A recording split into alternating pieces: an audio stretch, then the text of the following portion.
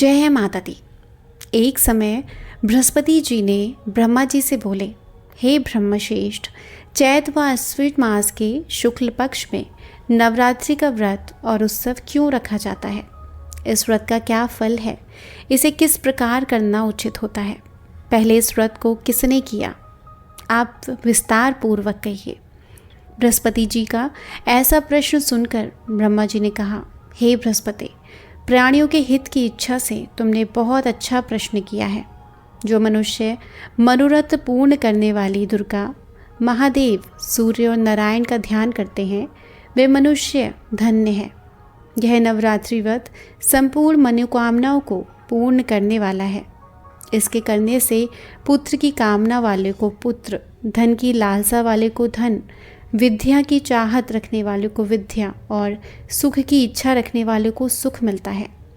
इस व्रत को करने से ही रोगी मनुष्य का रोग दूर हो जाता है, मनुष्य की संपूर्ण वित्तियाँ दूर हो जाती हैं और घर में समृद्धि की वृद्धि होती है। बांझ स्त्रियों को पुत्र प्राप्त होता है, समस्त पापों से छुटकारा मिल जाता है और मन का मनोरथ सिद्ध हो जाता है। जो मनुष्य इस नवरात्रि व्रत को नहीं करता, वह अनेक दुखों को भोगता है और कष्ट व रोग से पीड़ित हो अंगहीनता को प्राप्त होता है। उसके संतान नहीं होती और वह धन धान्य से रहित हो भूख और प्यास से व्याकुल घूमता फिरता है तथा संज्ञाहीन हो जाता है। यदि व्रत करने वाला मनुष्य सारे दिन का उपवास ना कर सके तो एक समय भोजन करे, बांधवों सहित नवरात्रि व्रत की कथा का श्रवण करे। हे बृहस्पति, जिसने पहले इस महाव्रत को किया है, मैं उसकी कथा सुनाता हूँ, तुम सावधान पूर्वक होके सुनो।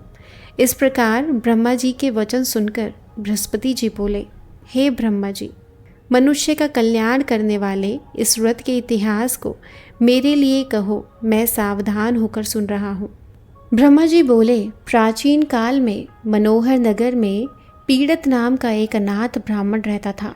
वह भगवती दुर्गा का भक्त था। उसके संपूर्ण सद्गुणों से युक्त सुमिति नाम की एक अत्यंत सुंदरी कन्या उत्पन्न हुई। वह कन्या सुमिति अपने पिता के घर बाल्यकाल में अपनी सहेलियों के साथ क्रीड़ा करती हुई इस प्रकार बढ़ने लगी जैसे शुक्ल पक्ष में चंद्रमा की कला बढ़ती है। उसका पिता प्रतिदिन जब दुर्गा की पूजा करके होम किया करता, वह उस समय नियम से वहाँ उपस्थित रहती। एक दिन सुमिति अपनी सखियों के साथ खेलने लग गई और भगवती की पूजा में उपस्थित नहीं हुई। उसके पिता को पुत्री की ऐसी असावधानी देखकर बहुत क्रोध आया और वह पुत्री से कहने लगा, अरे दुष्ट पुत्री, आज तूने भगवती का पूजन नहीं किया, इस कारण मैं किसी दुष्ट रोगी या दरिद्र मनुष्य के साथ तेरा विवाह करा दूंगा। पिता का ऐसा वचन सुन सुमिति को बड़ा दुख हुआ और पिता से कहने लगी, हे पिता, मैं आपकी कन्या हूँ तथा सब तरह से आपके अधीन हूँ। जैसी आपकी इच्छा हो वैसा ही करो। राजा से, खुष्टी से, दरिद्र से अथवा जिसके साथ चाहो मेरा विवाह करा दो, पर होगा वही जो मेरे भाग्य में लिखा है। मेरा तो अटल विश्वास है, जो जैसा कर्म करता है उसको कर्मों के अनुसार वैसा ही फल प्राप्त होता है, क्योंकि कर्म करना मनुष्य के अधीन है पर फल देना ईश्वर के अधीन। इस प्रकार कन्या के निर्भय होने से कहे हुए वचन सुन उस ब्राह्मण को और क्रोध आ गया और उसने अपनी कन्या का विवाह एक कुष्टी के साथ करा दिया और अत्यंत क्रोधित हो पुत्री से कहने लगा, हे पुत्री, अपने कर्म का फल भोगो। देखें भाग्य के भरोसे रहकर क्या कर लेती हो। पिता के ऐसे कटु वचन को सुन सुमिति मन में विचार करने लगी, मेरा बड़ा भाग्य है जिससे मुझे ऐसा पति मिला। इस तरह अपने दुख का विचार करती हुई वह कन्या अपने पति के साथ वन चली गई और डरावने कुशायुक्त उस निर्जन वन में उसने वह रात बड़े दुख से व्यतीत की। उस गरीब बालिका की ऐसी दशा देख देवी भगवती उसके पुण्य जन्म के पुण्यों के प्रभाव से प्रकट हुई और सुमिति से कहा, हे दीन ब्राह्मणी, मैं तुमसे प्रसन्न हूँ, तुम जो चाहो सो वरदान मांग सकती हो। भगवती दुर्गा का यह वचन सुन ब्राह्मणी ने कहा, आप कौन हो? ब्राह्मणी का ऐसा वचन सुन देवी ने कहा कि मैं आदि शक्ति, मैं ही ब्रह्म विद्या व सरस्वती हूँ। मैं प्रसन्न होने पर प्राणियों के दुख दूर कर देती हूँ और सुख प्रदान करती हूँ। हे ब्राह्मणी, मैं तुम पर तेरे पूर्व जन्म के पुण्य के प्रभाव से प्रसन्न हूँ। तुम्हारे पूर्व जन्म का मैं वृत्तांत सुनाती हूँ, तुम सुनो। तुम पूर्व जन्म में निषाद की स्त्री थी और अति पतिव्रता थी। एक दिन तेरे पति निषाद ने चोरी की। चोरी करने के कारण तुम दोनों को सिपाही ने पकड़ लिया और ले जाकर जेल खाने में कैद कर दिया। उन लोगों ने तुझको और तेरे पति को भोजन नहीं दिया। इस प्रकार नवरात्रि के दिनों में तुमने ना तो कुछ खाया और ना ही जल पिया। इस प्रकार 9 दिन तक नवरात्रि का व्रत हो गया। हे ब्राह्मणी, उन दिनों में जो व्रत हुआ उस व्रत के प्रभाव से मैं प्रसन्न होकर तुझे मनोवांछित फल देने आई हूँ। तुम्हारी जो इच्छा हो सो मांग लो। इस प्रकार दुर्गा के वचन सुन ब्राह्मणी बोली, अगर आप मुझ पर प्रसन्न हैं तो हे दुर्गे, मैं आपको प्रणाम करती हूँ। कृपा करके मेरे पति का कोढ़ दूर करो। तब उसके पति का शरीर दुर्गा भगवती की कृपा से कुष्ठ रोग से रहित हो अति क्रांतिवान हो गया। वह ब्राह्मणी पति के मनोहर देह को देख देवी की स्तुति करने लगी। हे दुर्गे, आप दुर्गति को दूर करने वाली हो, तीनों लोगों को संताप हरने वाली, समस्त दुखों को दूर करने वाली, रोगी मनुष्य को निरोग करने वाली, प्रसन्न हो मनोवांछित फल देने वाली और दुष्टों का नाश करने वाली जगत की माता हो।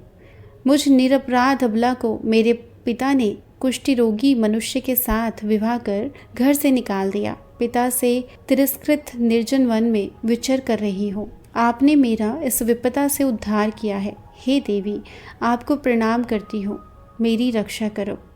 ब्रह्मा जी बोले, हे बृहस्पति, उस ब्राह्मणी की ऐसी स्तुति सुन देवी बहुत प्रसन्न हुई और ब्राह्मणी से कहा, हे ब्राह्मणी, तेरे उदाल्य नामक अति बुद्धिमान, धनवान, क्रांतिवान और जेतेंद्रिय पुत्र शीघ्र उत्पन्न होगा। ऐसा वर प्रदान कर देवी ने ब्राह्मणी से फिर कहा कि हे ब्राह्मणी, और जो कुछ तेरी इच्छा हो वह मांग ले। भगवती दुर्गा का ऐसा वचन सुन सुमिति ने कहा, हे भगवती दुर्गे, अगर आप मुझ पर प्रसन्न हैं तो कृपा कर मुझे नवरात्रि व्रत की विधि और उसके फल का विस्तार पूर्वक वर्णन कहें। इस प्रकार ब्राह्मणी के वचन सुन दुर्गा ने कहा, हे ब्राह्मणी, मैं तुम्हारे संपूर्ण पापों को दूर करने वाले नवरात्रि व्रत की विधि बताती हूँ, जिसको सुनने से मोक्ष की प्राप्ति होती है। अश्विन मास के कृष्ण पक्ष की प्रतिपदा से लेकर 9 दिन तक विधि पूर्वक व्रत करें। यदि दिन भर व्रत ना कर सके तो एक समय भोजन करें। विद्वान ब्राह्मणों से पूछकर घट स्थापना करें और वाटिका बनाकर उसको प्रतिदिन जल से सींचे। महाकाली, महालक्ष्मी और महासरस्वती देवी की मूर्तियाँ स्थापित कर उनकी नित्य विधि सहित पूजा करें और पुष्पों से विधि पूर्वक अर्घ दें। विजोरा के फल से अर्घ देने से रूप की प्राप्ति होती है। जयफल से अर्घ देने से क्रांति, दान से अर्घ देने से कार्य की सिद्धि होती है।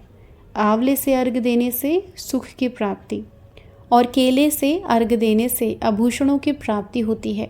इस प्रकार पुष्पों व फलों से अर्घ देकर व्रत समाप्त होने पर 9वें दिन यथाविधि हवन करें।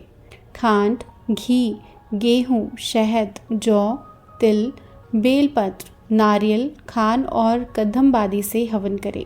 जौ और तिल तथा फलों से होम करने से मनोवांछित वस्तु की प्राप्ति होती है। व्रत करने वाला मनुष्य इस विधि विधान से होम कर आचार्य को अत्यंत नम्रता के साथ प्रणाम करे और यज्ञ की सिद्धियों के लिए उसे दक्षिणा दे।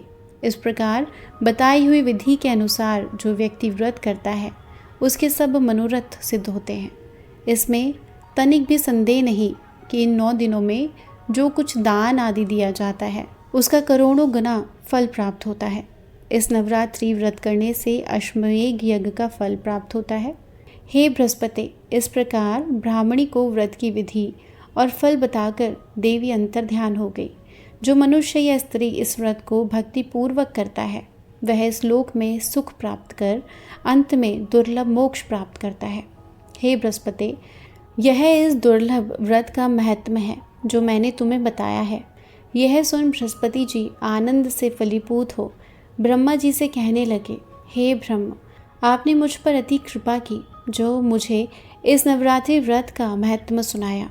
ब्रह्मा जी बोले कि हे बृहस्पति, यह देवी भगवती शक्ति संपूर्ण लोगों का पालन करने वाली है। इस महादेवी के प्रभाव को कौन जान सकता है। बोलिए देवी भगवती की जय। अगर ये कथा आपको पसंद आई है तो एक लाइक ज़रूर कीजिएगा। अगर आप चैनल पर पहली बार आए हैं तो चैनल को सब्सक्राइब करके बेल आइकन ज़रूर दबाइएगा।